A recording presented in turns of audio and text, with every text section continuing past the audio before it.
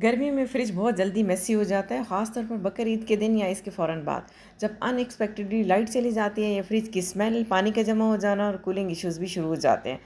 आज की वीडियो में मैं आपके साथ शेयर करूंगी बकरीद के हवाले से इनविजिबल मेंटल लोड जिसका सामना हर औरत करती है, और साथ में ऐसे प्रैक्टिकल तरीके टिप्स जो आपकी ईद को बहुत आसान और स्ट्रेस फ्री बना दें।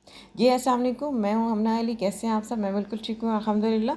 आज मैं आपके साथ शेयर करूंगी फ्रिज क्लीनिंग के वो टिप्स एंड ट्रिक्स और कुछ हैक्स कि फ़्रिज की सफाई करते हुए आपने किन चीज़ों का ख्याल रखना है ताकि आपके फ्रिज की कूलिंग भी ठीक रहे और वो ओवरलोड भी ना हो। और अमूमन देखा जाता है कि ईद से पहले तो फ्रिज साफ़ किया जाता है, लेकिन इससे अगले 3-4 महीने तक फ्रिज का वो हाल होता है कि समझ नहीं आता कि क्या करें। फ्रिज की कूलिंग ख़त्म हो जाती है, फ्रिज मेसी हो जाता है, और जब गर्मी का मौसम हो तो फिर तो और भी ज़्यादा टेंशन होने शुरू हो जाती है। तो चलिए शुरू करते हैं फ्रिज की सफाई के बारे में कुछ हैक्स। ईद उल फितर के बाद मैं भी अभी फ्रिज की सफाई कर रही हूँ। वैसे तो हर महीने होनी चाहिए, लेकिन इंसान जितना भी एक्टिव हो, समझदार हो, कुछ ना कुछ चीज़ें रह ही जाती हैं। ईद ना भी होती तो एज ए वर्किंग लेडी मैं गर्मियों की छुट्टियाँ जैसे ही स्टार्ट होती हैं या गर्मियाँ जब जैसे ही स्टार्ट होती हैं मैं अपनी फ्रिज की सफाई ज़रूर करती हूँ। लेकिन अब क्योंकि बकरीद का मौका है, ज़ाहिर सी बात है, गोश्त भी मैनेज करना है, कोल्ड ड्रिंक्स भी रखनी है, पानी भी रखना है, बर्फ़ भी रखनी है। तो ईद से एक दिन पहले मैंने फजर टाइम में फ्रिज बंद कर दिया था, और जो चीज़ें वो ऐसी होती हैं जो ज़्यादा देर तक उनको कूलिंग चाहिए होती है या बाहर नहीं रह सकती, उन्हें थोड़ी देर के लिए उठा के उन्हें फ्रीज़र में रख दिया ताकि बर्फ़ पिघलने तक वो चीज़ें ठंडी रहें। उसके बाद आपने जल्दी जल्दी करना है। अगर आपकी चीज़ें कुछ ख़राब होने वाली हैं, कुछ फ्रीजिंग आइटम पड़े थे आपके, तो वो आपने करना है, लेकिन उसके साथ साथ आपने चंद ज़रूरी बातों का ख्याल रखना है। सबसे पहले जो ज़रूरी बात है कि आपने फ्रिज को धोना नहीं है, ठीक है। फ्रीज़र वाले खाने में आपने मोटा सा स्पंज रख देना है, टॉवल रख देना है, जिससे पानी सक हो जाए, लेकिन पानी बह के फ्रिज से ना निकले। और अगर फ्रिज में कुछ दाग धब्बे हैं तो उनको साफ़ करने के लिए स्पंज के साथ आपने सर्फ़ नहीं लगाना, सर्फ़ से आपने फ्रिज को साफ़ नहीं करना। सबसे बेहतर है कि आपको डिश वॉश ले लें, लिक्विड ले लें या कोई सोप ले लें डिश वॉशर, वो स्पंज के साथ लगा के या किसी इस तरह के कपड़े के साथ लगा के आप हल्की हल्की हल्की फ्रिज के अंदर झाग बना दें। इतनी झाग ना बनाए कि वो बहना शुरू हो जाए, उसको करके और उसके बाद फिर खुश्क कपड़े से वो उसको आप साफ़। स्टील वूल आपने नहीं लेनी है, उससे फ्रिज ख़राब हो जाता है, उसमें रैशेस पड़ जाती हैं।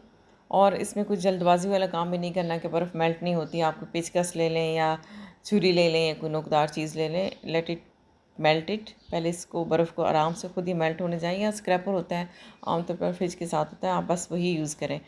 और दूसरा ये है कि एक दफ़ा बस खुश कपड़े से सारी झाग जो आपने बनाई है, रगड़ रगड़ के जो आपने किया होता है, उसको खुश कपड़े से पहले साफ़ कर लें। फिर 2-3 दफ़ा उसी कपड़े को या किसी और साफ़ कपड़े को थोड़ा सा निचोड़ के उसके साफ़ कर लें। मैक्सिमम अगर दाग धब्बे ज़्यादा थोड़ा इस तरह से ज़िद्दी हैं तो आप टूथ ब्रश का यूज़ कर सकते हैं।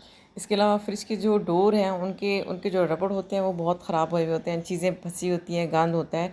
उनको आपने रगड़ रगड़ के किसी नोकदाग चीज़ से साफ़ नहीं करना। जस्ट टीथ ब्रश के साथ थोड़ी सी आप लिक्विड डिश वॉश ले लें और उसमें थोड़ा सा ब्रश करके हल्का हल्का रगड़ लें, और उसी ब्रश को साफ़ करके उसी के साथ फिर उसको साफ़ कर लें, या हल्के हल्के कपड़े से कर लें कि रबड़ आपका फट ना जाए। इसके साथ आपने एक और चीज़ का ध्यान रखना है कि फ्रिज डोर के साथ थोड़ा सा लिक्विड लगा होता है, बबल की तरह का होता है, उसे अपने खींच खींच के बाहर नहीं निकालना। सिर्फ एक्स्ट्रा जो बाहर होता है उसको आप हल्के से उतार के उसको साफ़ कर लें।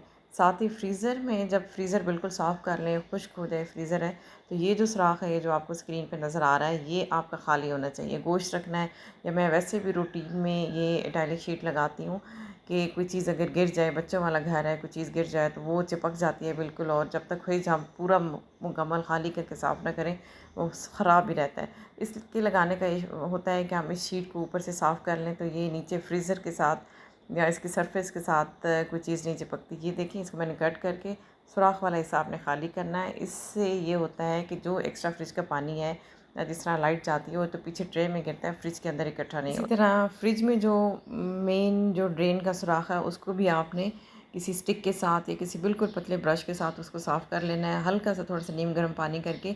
मेन जब फ्रिज में स्मेल होती है तो उसी वजह से होती है।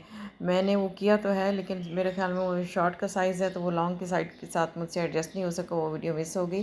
तो इस चीज़ का आपने ख़ास ध्यान करना है। नाउ अल्हम्दुलिल्लाह my fridge is neat and clean. Fridge साफ़ करने से पहले मेरे पास फ्रीज़र में टमाटर पड़े हुए थे 6 to 7 kg। पिछले दिनों टमाटर सस्ते थे तो मैंने मंगवा कर फ्रीज़ कर लिए थे। आजकल ईद से 1-2 दिन पहले मैंने पता करवाए थे टमाटरों के रेट, तो आसमान से बातें कर रहे हैं। तो शुक्र अल्हम्दुलिल्लाह, बस मैंने इनको फटाफट 3 से 4 घंटे में साथ ही मैंने फ्रिज साफ़ कर लिया, साथ ही मैंने टमाटो प्यूरी बना ली, और इस तरह मेरी ईद आसान होगी। आप भी इसी तरह से ईद प्रेप के लिए टमाटो पेस्ट कम से कम बना के ज़रूर रख लें। लहसुन अदरक का पेस्ट है वो आपके रेडी हों। मसाले जो हैं वो इसमें डालने वाले मसाले जो हैं वो आपके रेडी हों। गरम मसाला हो गया, बिरयानी मसाला हो गया, तिक्का मसाला मंगवाने हैं तो आप मंगवा के उनको ऑर्गेनाइज़ करके रख लें। जी, ये तो मेरी थी ईद की छोटी सी तैयारी। इंशाल्लाह मिलते हैं अगली वीडियो में ईद के बाद नए टॉपिक के साथ, नई किचन एक्टिविटीज़ के साथ। तब तक फ़ी अमान अल्लाह।